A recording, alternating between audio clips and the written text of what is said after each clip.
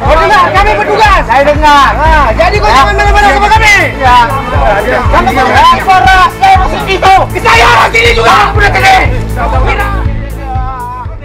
Petugas gabungan terdiri dari Satpol PP dan WH, TNI, Polri serta Forum Pimpinan Kecamatan di Aceh Barat membongkar paksa sejumlah kafe di Gampong Suak Indrapuri, Kecamatan Johan Pahlawan pada Senin, 19 Juni 2023. Kafe-kafe di pinggir pantai tersebut dinilai tidak mengindahkan aturan syariat Islam.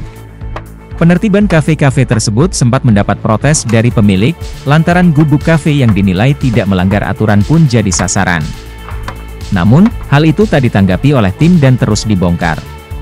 Kasatpol PP dan WH Aceh Barat, Azim mengatakan penertiban tersebut dilakukan sebagai langkah terakhir.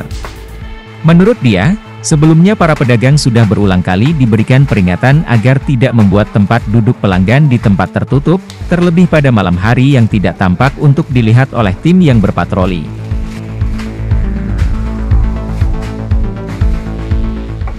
Perjanjian kemarin apabila yang di itu dibongkar, tapi yang ada di pun dibongkar juga.